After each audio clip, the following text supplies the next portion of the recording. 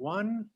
Hello, everybody. My name is Mike Lagerquist. I'm here at Vine Faith in Action. One of the great things that we are able to do through Zoom presentations is we can bring in people who are not in Mankato right now to give presentations. And today we've got Danielle Freitag, who is an all but graduated graduate of Minnesota State University in aging studies. There was a mix-up. She will be graduating. She'll get her paper in May, but in the meantime, she's just coasting because all of the work is done. And she's going to share a little bit of that with us today. She did a study that addresses current knowledge and perceptions of dementia-specific nutrition that full-time caregivers may possess or they may be lacking. And perhaps she can show how this might have a factor for helping with dementia disease symptoms. That's a mouthful, and she's going to simplify it for us. And at this point, I will hand the meeting over to Danielle Freitag.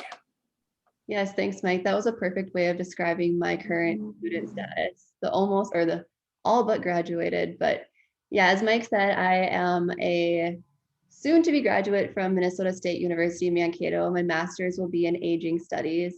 I do have a degree from NDSU in Fargo, where I'm currently in psychology with a focus on gerontology. So aging and the brain has always been kind of my area that I find very interesting, very fascinating. Hence my thesis, which I will be presenting to you today. I did this research study last summer did my recruitment, I should say, over the summer of COVID. So it was an interesting challenge, but fun nonetheless. And Vine was very helpful in my recruitment. They assisted with helping me find some participants for my research study, which I appreciate tremendously. I do have a presentation or a PowerPoint presentation that I will share with you all. And at the end, feel free to ask any questions that you have. I do want to preface and say that my study does talk about nutrition, but I am not a dietitian or a nutritionist. Much of the information that I have found comes from, well, all of my information, I should say, comes from my research. So definitely not here to give specific diet recommendations, just giving you the information that I found throughout my research. I think nutrition is a powerful tool, but again, it is not where I found where I have focused my education on. So I just want to preface saying that, and I will go ahead, share my screen. I am going to turn my camera off while I do that because I am on shared Wi-Fi and I want to make sure everything is high quality for you all. So when you don't see me, that is why, but I'll come back on at the end and answer any questions or clarify anything that you may need clarification on. So I'll stop my video and share my screen here. And you should be able to see that. Is that correct? Yep, we can see it. Yes. Perfect. Okay, well, again, welcome and hello. Let me hide this really quick. To my presentation on my thesis and research study, Caregiver Perceptions and Knowledge of Dementia-Specific Nutritional Approaches. As mentioned, I'm Danielle. I'll be graduating in May 2021 from Mankato. I'm very grateful for your time and willingness to listen to me present these findings of my study. I had a ton of fun doing it despite some of the challenges that I will acknowledge later, but again, a very fascinating and very interesting study to me. So to begin, I'll kind of give some background just on the different components of my research. So the participants in this study are those caregivers that are caring for people who are living with dementia. They're full-time caregivers within their home. So I wanted to just give a little background on dementia so we just have an understanding of that part of my study. It is a term used to describe a variety of symptoms that impact behavior, memory, and cognitive functioning that are severe enough to affect daily lives. The most common diseases that are under that umbrella category are Alzheimer's disease, which is probably one that is very well known, maybe not understood all the way, but kind of the most commonly out there. It affects more than dementia affects more than 5 million individuals nationwide, and even more worldwide. And that number is just the individuals that have been diagnosed with the disease. It doesn't include the people that it affects, through caregiving or through the loved ones that are assisting that person going through the disease process. Dementia can impair, like I mentioned, memory, language, reasoning, and self-care, in that oftentimes you may see more neglect in self-care for people that have dementia. And one of the big things to really note with dementia is that it affects each person so differently. It presents itself differently. The progression is so different. So there's really no one size fits all approach to caring for someone with dementia, which can make it even more difficult when trying to find ways to assist that person in coping with the disease. And since I did my research study on caregivers specifically, I did want to provide a little bit of background too on caregiving itself. And living with dementia is very, very challenging. There's no question about that. But caring for someone living with dementia does come with difficulties as well. These caregivers for the individuals with dementia often take on caregiving out of love or because of what is called filial obligation. So kind of the obligation of the family, often seen in some different cultures. However, caregiver burden can be experienced no matter how strong the relationship is between the caregiver and the care receiver. And some research that I did find throughout my study was that actually oftentimes the relationship is strained more for those caregivers that are closer with the care recipient than if the relationship is a little bit isn't as close, I guess. There are about 16 million people caring for someone with Alzheimer's disease or another form of dementia, which equates to about $232 billion of unpaid caregiving time. So it's definitely, it takes people's time, but it also takes the money. It's a financial strain as well. Among the many challenges, such as related behaviors, there are assisting with activities of daily living, such as bathing, assisting with bathroom, feeding, different things that we do throughout the day, brushing teeth. There comes challenges with eating and feeding as well, especially when looking at discussing healthy and well-balanced diets. And much of the discussion that I found discussion and research, I should say, surrounding dementia and eating challenges involve discussion on caloric intake, trying to help the individuals with dementia reach their caloric intake needs, and changes in eating abilities such as swallowing difficulties and weight loss or weight gain, which can all be experienced when living with dementia. But what isn't as discussed or researched are the diets that have demonstrated improvements in behavioral functioning for individuals with dementia. So those with dementia are at higher risk for nutritional deficiencies. And as mentioned, caregivers are often the ones that are making these decisions around nutrition, especially as the disease progresses. And with that being said, I wanted to discuss some of the diets that have been noted to have benefits for this population. And while there may be other diets noted, the ones discussed in this study are a high tryptophan diet, a vitamin D rich diet, a Mediterranean diet, and a ketogenic diet. These I found to have the most research benefits for people living with dementia, as well as the most research. Just there was a broad number of studies regarding these diets. And each of these diets do have their own unique food incorporations.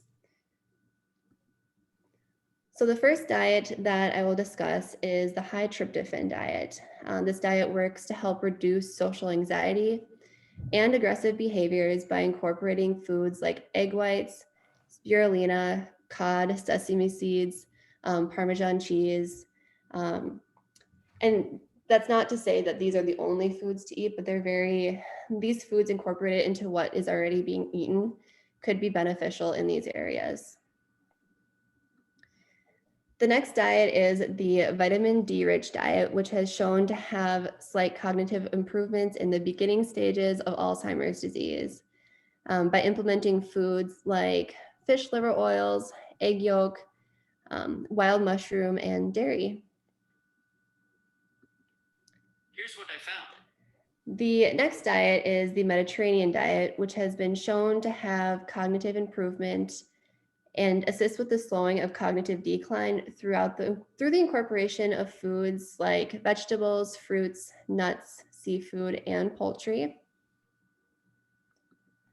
And the final diet that was the most researched is the ketogenic diet. And this has shown cognitive improvement through the reduction of carbohydrates to less than 10% of the overall intake, while increasing fats to make sure there is enough calories being consumed. And really the predominant goal of these 4 diets is to reduce inflammatory to reduce inflammatory foods and incorporate more whole foods and omega-3s, which can help reduce inflammation in both the brain and the body. And they can also increase serotonin levels in the brain, which can assist with some of the aggressive behaviors that people with dementia can experience. So finding improvements through diet has been beneficial, but caregivers are often left feeling unaware, uneducated, and alone in determining what to feed their loved one with dementia. And because of this information, I really wanted to design a study to gain a greater understanding of the knowledge caregivers have and how important caregivers find dietary practices and the challenges associated with addressing the dietary needs of people with dementia. I believe that nutrition is important in not just taking care of your body, but taking care of your mind as well. But I wanted to understand if those that were caring for someone with dementia thought this to be important, because there are so many other challenges associated with caring for someone. If they were to prefer just finding foods, that the person will eat, or if finding foods that will possibly benefit their disease progression, or the behaviors related, I should say, would be of choice. One of the other purposes of this study is to provide information that can help professionals provide useful and accessible education, and to provide insight into the baseline knowledge caregivers have when it comes to nutrition. And in addition, offer professionals information to assist caregivers with knowledge that could help ease some of the stressors that they experience. And again, because there is minimal research on this specific topic, this study was used to gain baseline information on caregivers' perception and knowledge of these diets. So just to discuss how I conducted my study, I conducted it using Qualtrics, which is an online survey platform. This survey consisted of 28 questions, which was mostly close-ended. There were 6 subsections to my study, and these are laid out on the screen here. There was the demographic information, where I gathered age, gender, location, just different information, education level, different information to help understand who my caregivers and participants were, current dietary practices and changes the persons with dementia are experiencing in their diet, current challenges with their diet, knowledge caregivers have of dementia-specific approaches, the willingness to adopt these different dietary practices, and barriers they may find in adopting these diets into their everyday lives. I used multiple methods of recruitment for my online survey, including recruiting through Qualtrics, again, through Vine Faith in Action, and by social media posting. I found caregiver support groups on Facebook, and after getting approval from their admin, I was able to post my study and gain participants that way. So on the screen here are my demographics of my participants. So there were 69 individuals who were caring for someone with dementia. The demographics of the participants are presented here. A majority were female between the age of 51 and 60 years old. There was a large percentage of participants that were college educated and even more with graduate degrees or beyond. And finally, the participants were primarily either children of the individual living with dementia or spouses with about 1 to 5 years of caregiving experience. So the next section I'm going to talk about are my results. So it's going to be a lot of statistics here, and then I will move into more of a discussion of my results to kind of give a better understanding of how this all works together. But the first section of the survey discussed what the current dietary practices were. Most of the participants reported meal planning and buying groceries all of the time. And just over a quarter said they followed a specific meal plan all of the time. Familiarity, price, and convenience were factors that influenced food choice the most. And when asked what the single most influential factor was, these were among the top factors as well. The next section looked at changes in eating and current challenges caregivers face regarding nutrition and diet. A majority of caregivers said food choices haven't changed. And one thing with my study to just kind of explain that is I did not ask the disease what part of the, or how long the person has been diagnosed with dementia. So that could be the reasoning behind food choices not changing. I'm not sure. That is a limitation to my study that I will discuss later, but I just wanted to point that out really quick. And again, while a quarter reported not experiencing any challenges, about 20% mentioned they faced challenges with their loved one not wanting to eat, having a change in preference, and becoming more picky. Time, price, and availability of food were also among the most common challenges mentioned. And I did put those three challenges together as they are more of an external challenge versus an internal challenge for the individual living with dementia. And only 3% of caregivers mentioned their own distaste to cooking and other family obligations being a challenge. Caregivers were almost evenly split when it came to whether or not they had been educated about nutrition for dementia. And even though not all had been educated, almost all caregivers said that nutrition education is important. One participant did mention that education is important, but it's not always realistic when applying it in a real life setting. When discussing the specific diets, the Mediterranean diet was the most widely recognized, and the high tryptophan diet was the least understood. For those that were aware of the specific diets, a majority were unaware of their benefits. Other than for the Mediterranean diet, a majority of our participants did say they were aware of the benefits that the Mediterranean diet does have. So many of the caregivers were aware of or heard of the diets, but did not fully understand what these diets can do for their loved one with dementia. After discussing the diets and gathering information about whether or not the participants were aware of the specific dementia-specific nutritional approaches, the next section looked at whether or not caregivers were willing to incorporate these diets into their daily meal choices. Overall, over half of all participants said they would consider incorporating each diet, and over 80% said they would consider incorporating a combination of the diets. However, some participants did provide insight into challenges they may face doing so.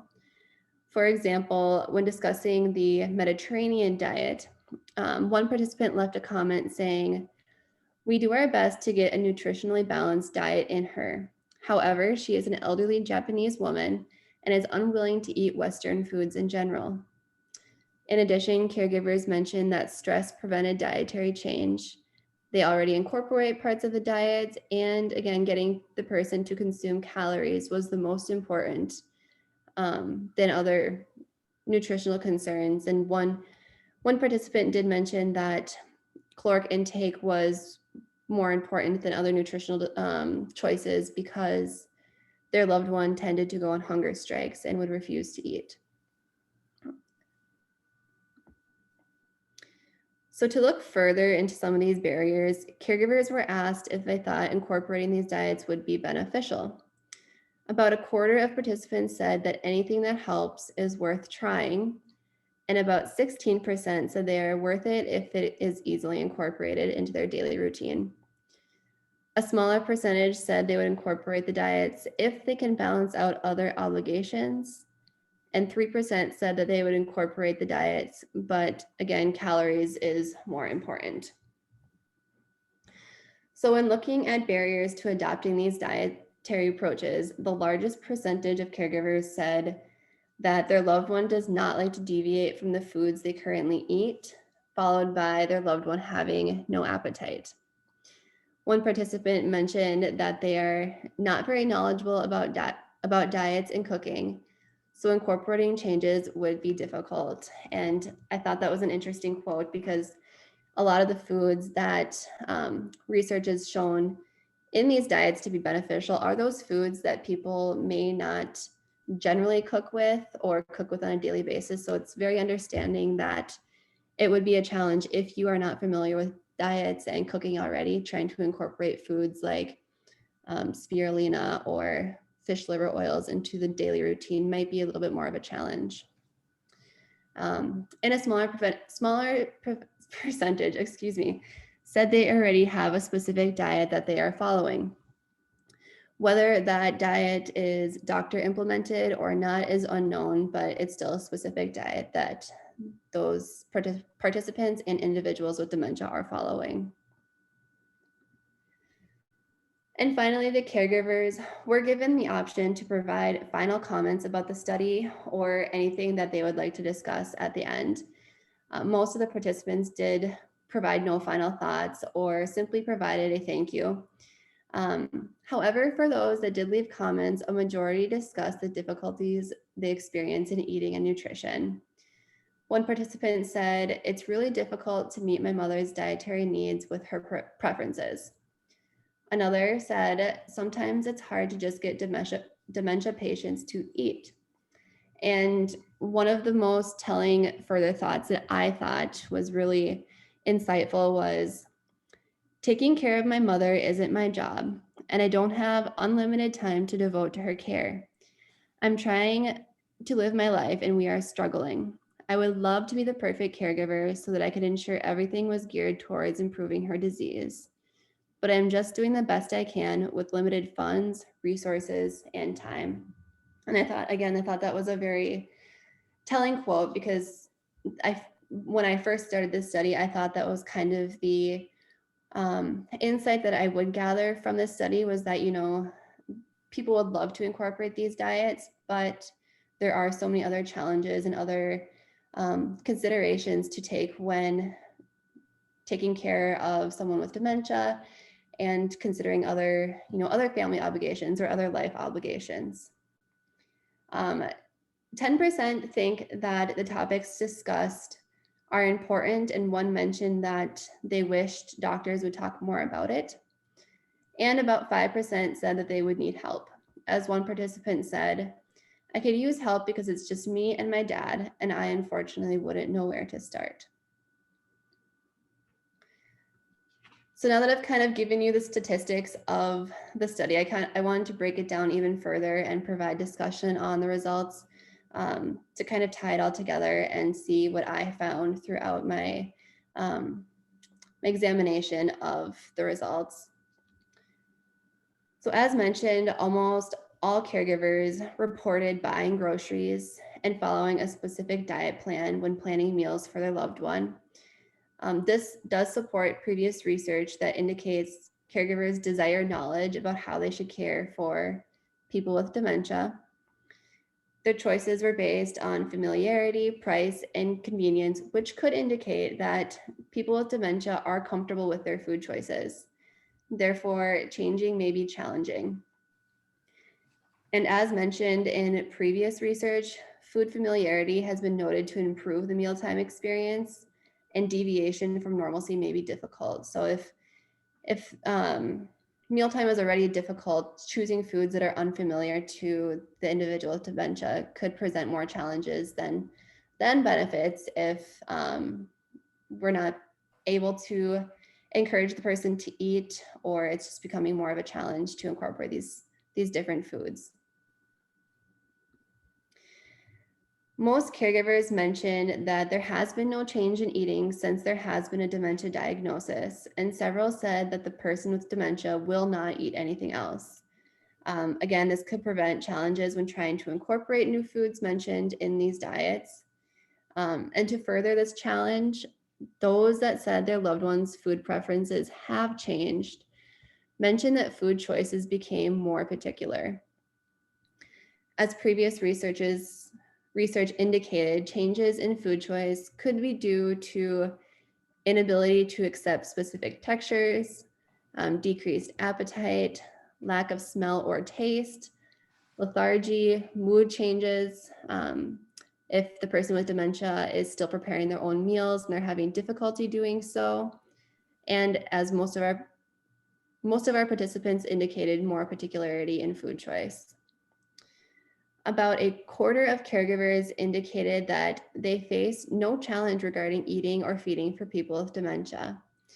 And again, this result was surprising to me because literature does indicate that the challenges that caregivers face, and that caregivers often feel uninformed and unsupported when deciding what to feed people with dementia. But again, I did not indicate in my demographic information what stage of the disease progression the caregivers were, or the individuals of dementia were at. So that could be why there are fewer challenges currently. But similar to the changes experienced, those that do face challenges mentioned that change in food preference was the most prevalent. While most caregivers indicated the importance of nutrition education, only half said they have been educated on nutrition. And the details of this information, this nutritional information, is unknown. So whether or not they have been educated on these diets was not clearly indicated through this study. However, participants implied they had not been educated on these diets, as most mentioned not being aware of the diets discussed, or being aware of the diets but not the benefits. And as far as the specific diets, the Mediterranean diet was the most commonly known and understood. This didn't surprise me because the Mediterranean diet is mentioned on the Alzheimer's Association's website, and it is a part of one of the presentations they give on healthy living for the brain and body. So it's kind of more out there for people to find and educate themselves upon if need be or if interested. And contrary, the high tryptophan diet was the least acknowledged diet, which again, that didn't come as a surprise to me either, because I was unaware of what the high tryptophan diet was prior to my research. And vitamin D and the words ketogenic are kind of words that are out there already. So whether they are aware of the specifics of the vitamin D diet or the ketogenic diet, those words are still out there and kind of have a little bit of understanding of what they might entail. The idea of incorporating beneficial diets always sounds great, but the thought of kind of putting these into practice may present its own set of challenges. Again, my expectation was that caregivers would be more apt to try to incorporate foods that people with dementia would be willing to eat, rather than incorporating food with dementia-specific benefits, especially since the diets are only noted for slight improvements, and this is at the beginning stages, or right prior to the diagnosis. However, a majority of participants seemed willing to do their best to incorporate the diets. One stated perhaps, but not stringently, while others did mention some of the challenges they may experience. As mentioned before, these diets are known for their anti-inflammatory qualities, which some caregivers said was important and indicated that they would attempt to incorporate these into their food choices as much as possible. But there is a portion of caregivers that did question the applicability of the dietary interventions, which may be difficult, or that caloric intake again was what was most important. From this information, I did find it conclusive that most caregivers do find the incorporation of these diets to be important, but the practicality may pose a challenge, and that may discourage caregivers from incorporating these foods. However, most find it important, which could encourage those that are unsure to attempt all or even partial incorporations. Again, there are barriers that the caregivers mentioned to incorporating dementia-specific foods into their daily routine of their loved one with dementia. The people with dementia tend not to deviate from their current diets, or the foods mentioned don't seem easily incorporated into what they already are enjoying to eat. Further comments solidified some of the challenges they could face, such as they are doing the best they can with limited time, and incorporating these diets require further knowledge of cooking and nutrition. And again, that is completely understandable, as a lot of the foods that are incorporated in these diets are foods that aren't maybe commonly in your pantry or commonly in your fridge. So there would be further education that would probably be needed in order to incorporate these diets and incorporate them in a way, if the person with dementia is more particular, in a way that you can maybe hide specific foods into what is currently being eaten. And while I am very, very happy with how this research study turned out, there will always be limitations and room to grow in any research study. So to kind of lay out some of those, to begin, due to the COVID-19 pandemic, I was not able to do in-person interviews, which was what I was initially planning on doing. When writing up my proposal for my thesis, I wanted to sit down with caregivers and discuss their current challenges, what they're currently doing, and describe the diets and see how they would try and incorporate these into their daily routines. But I was unable to do that, which is just fine. I still got great information, but this did limit some of the follow-up questions I was able to ask and gaining further insight into answers provided by caregivers. So because of this, some of the questions or some of the answers, it was up to myself to speculate what was meant by the answers. And this maybe was not always getting the most accurate representation of what the caregivers were indicating. So future studies could consider following a similar format of my study, but conducting in-person interviews, given it's safe at that time. This could help gain better understanding into challenges, opinions, and the willingness to incorporate the diets, as well as look for clarification as needed. That was something that I really wish I could have done with this study, was gain clarification in some of the answers to make sure I was getting accurate data when I was doing my collection. Another limitation of this study is the demographics of my participants, particularly in the education level. About half of my participants had a bachelor's degree or more, and had a bachelor's degree, and 34% had a graduate degree and beyond.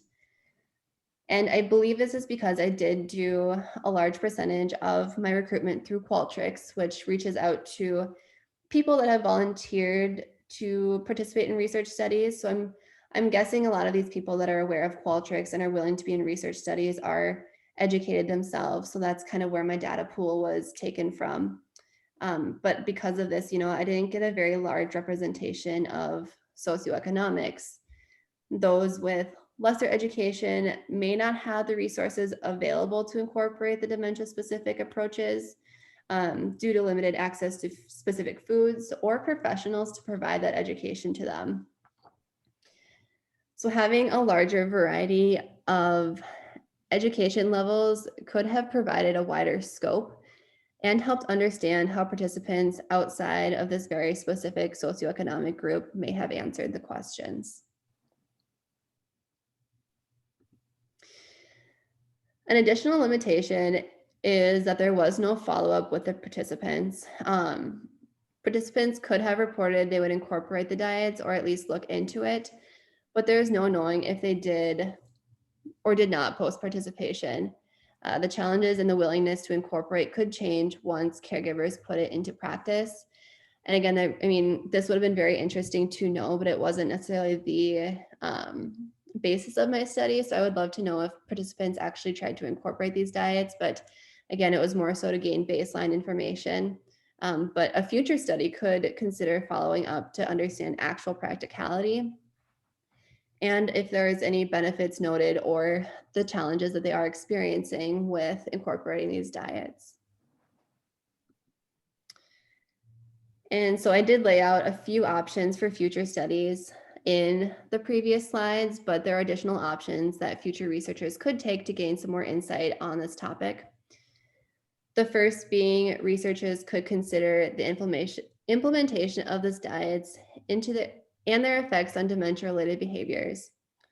Researchers could utilize caregiver documentation of behavior prior to the diet change and post-diet change to see if there is symptom improvement.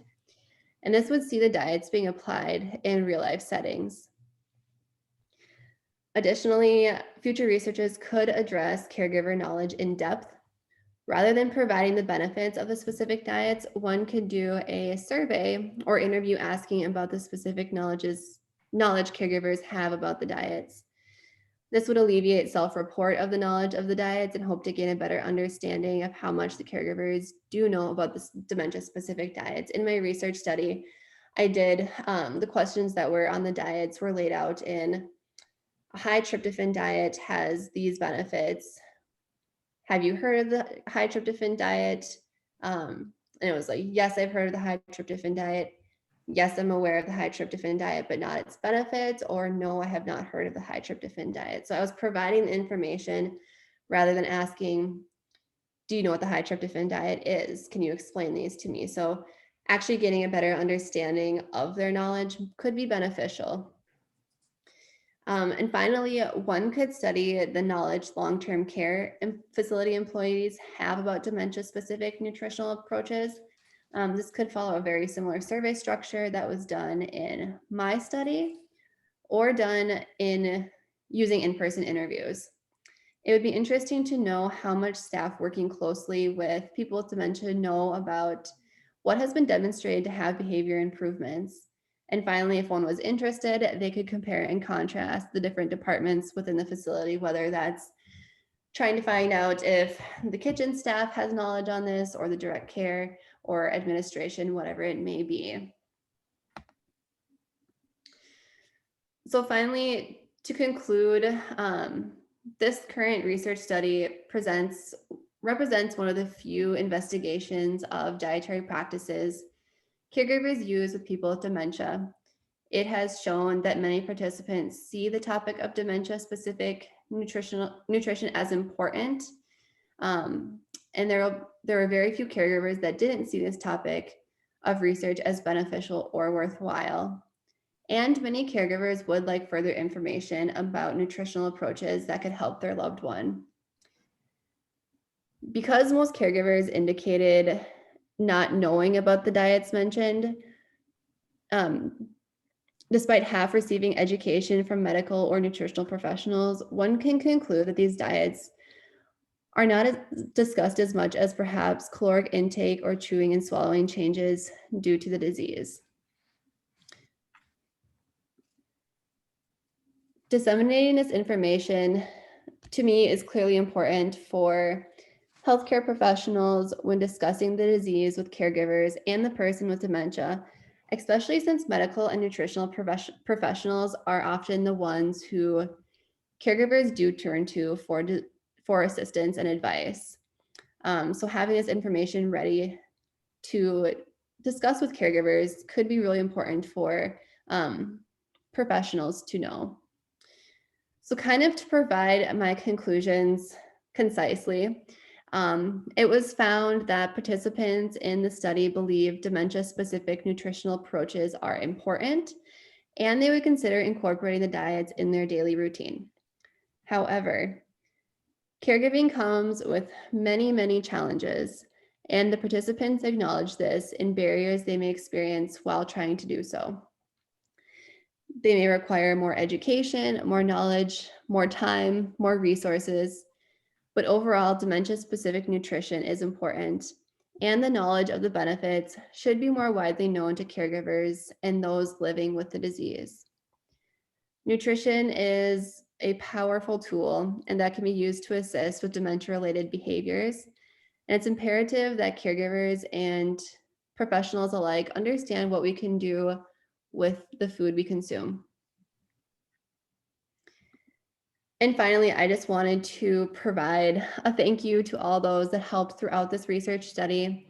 I want to thank the Chesley Center for awarding me the Jana V Award, which assisted in recruitment and providing participants with a thank you. It was a very appreciated compliment to my study. A thank you to Vine, Faith in Action in Mankato, Minnesota, for helping me recruit participants in that area, and as well as allowing me to give this presentation. Thank you to the caregivers that took time out of their already very, very busy schedules to participate in my study and provide me with the wonderful insights that they did. And really a thank you to caregivers all over for the challenging yet very important time and effort they put into helping people with dementia live out their best lives. To my thesis committee chair, Dr. Buchanan, for all of his encouragement and help from start to finish. To my thesis committee, Dr. Buchanan, Dr. Abbott Anderson, and Dr. Hoy for providing me with really amazing and beneficial feedback and assistance throughout the entire process. And to you for choosing to come listen to me present my thesis and research study and findings of caregiver perceptions and understanding of dementia-specific nutritional approaches. I really appreciate the opportunity to discuss these findings and spread the word about the importance of this topic as well. It's something that I'm very passionate about, very interested in. So I'm really appreciative of the opportunity to get some more information out there about some diets that could be beneficial for those that are living with dementia. So that is all I have for my research study. I will go ahead and exit or stop sharing my screen, and then if you have any questions, comments, suggestions, whatever it may be, I would love to hear what you have to say. Okay, well, thank you, Danielle. That's a great bunch of information. As a matter of fact, I was jotting down some notes here. You touched on some of them, but I'm just wondering, you pretty much alluded to the fact that nutrition hasn't been studied and therefore hasn't really been necessarily a part, it seems, of treatment for patients with Alzheimer and memory issues. Did that surprise you? And what did you find out along the way about the role of nutrition in treatment? Yeah, I know nutrition is a very new, I mean, compared to the rest of our sciences, it's a new topic or a new research topic, I guess. So that part didn't surprise me, and it didn't surprise me in that, you know, it's not a treatment for dementia by any means, but you know, there's just nutrition isn't seen as, from my experience, as something that is prioritized when it comes to dementia, just because there is so much going on. There's so much to do, so much to understand, so much responsibility that comes with caregiving. So it didn't surprise me that it isn't something that isn't as researched and as out there, but at the same time, it's something that I think is very important. Just not just for people with dementia, but just for everybody in their day-to-day lives too, and what we can do to help protect our brain for the future as well. Did that answer your question? Yep, you Okay. did. Thank you. Yeah. I've got other questions, but I don't want to monopolize. So please, if anybody has questions. I'm wondering, where would a caregiver go to find recipe ideas for the Mediterranean or the keto diets that would be easy, affordable, something that they could at least try to provide for their loved one? Yeah, that's a really good question. I guess my first, where I would first start is I would go to the Alzheimer's Association. They don't necessarily have recipes for the Mediterranean diet, but they have a good discussion on the different foods incorporated. You know, it's a lot of leafy greens, fruits, vegetables, things like that. So things that maybe necessarily don't, you know, if you're making a salad with the foods there.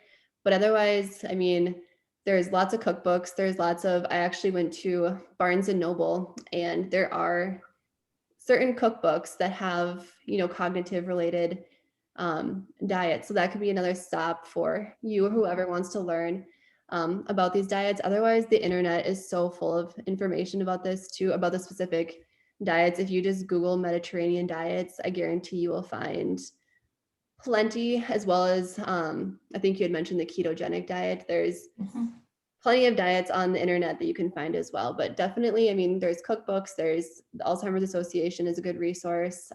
Otherwise, Google. I know that's not always the fancy answer, but it's a good place to find a lot of information. But it's not a realistic place for every older person. Absolutely, absolutely. I totally understand that. So then I would definitely say I would go to, I believe Mankato has a Barnes and Noble, right? Yes, it does. Yes, yes. So I would definitely go there and check out their cookbook section. I know, I believe, yeah, it's in the mall. So I believe I was there and I was looking at the there are cookbooks there that I found that are related to this topic. Okay. And I'm wondering too, Elsie, if perhaps, I know Hy-Vee in town has April Graff as a nutritionist, and I'm just wondering if perhaps incorporating some of these dietary descriptions into your diet, maybe not a full switch over, might have some Right. benefits too. Right. Because yeah, I can only imagine what it would be like to change somebody's diet completely over, not only for them accepting it, but for the caregiver being able to make that change. That's a big change if you're Yes, in it is. ideal situations.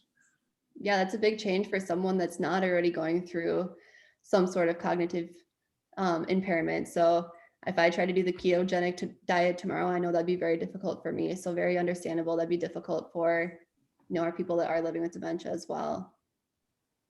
Even more so. And I'm wondering with the vitamin D diet, the first thing I thought was, well, this must be a horrible place to have a vitamin D diet in Minnesota, where so much of the year you don't have the sunshine. And I know that can play a key factor. Is an environment or location helpful in fulfilling some of these dietary changes? You know, that's a really good question, and I don't have the perfect answer for that. And I don't even think I want to speculate on the answer because I don't want to provide any information that's inaccurate. But that's why I think the diet is, I mean, the vitamin D diet could be a very important diet for us in the Midwest because we don't receive that vitamin D as we should through the sunshine. I wish we had sunshine 24/7, but unfortunately that's not how it works. So it could help with incorporating more of these vitamin D rich foods, but I don't know how our exposure to vitamin D itself through sunshine impacts.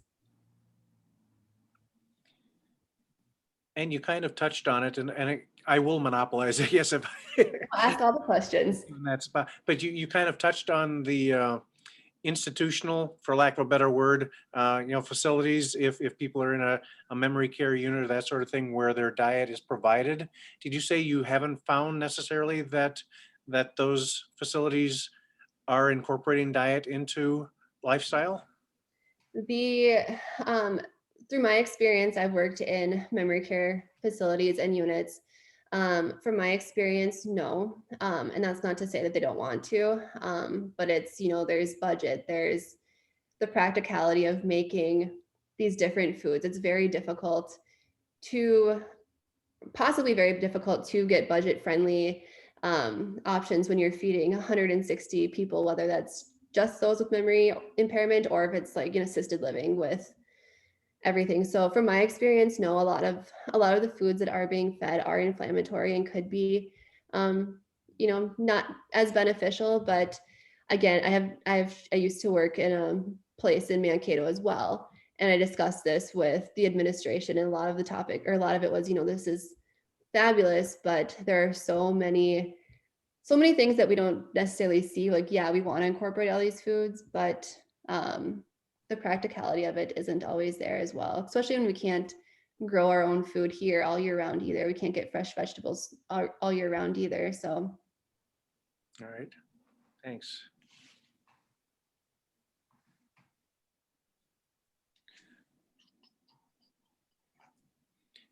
Anybody else have any questions? Going through my notes here.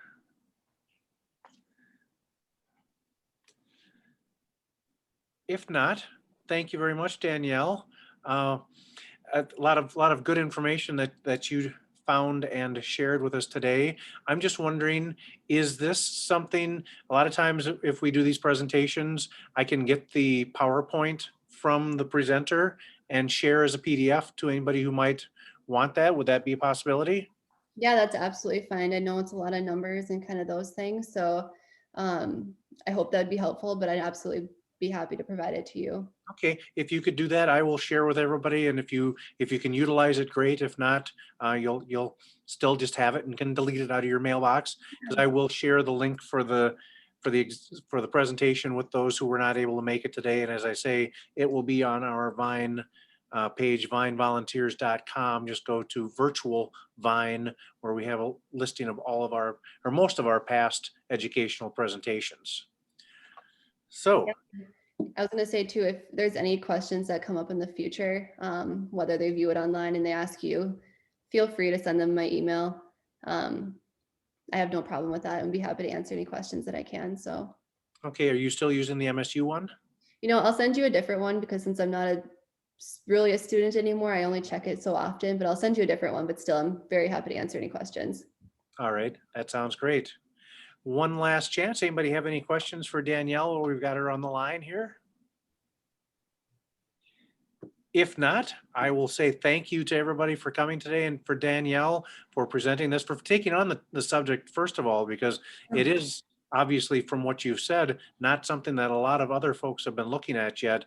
And hopefully it'll lead to more incorporation and study to see if this is something that we can do for those of our neighbors who are suffering from dementia, and the caregivers who take care of them, which is, maybe there'll be something that can make it easier for them to incorporate these diets into their lifestyle as well.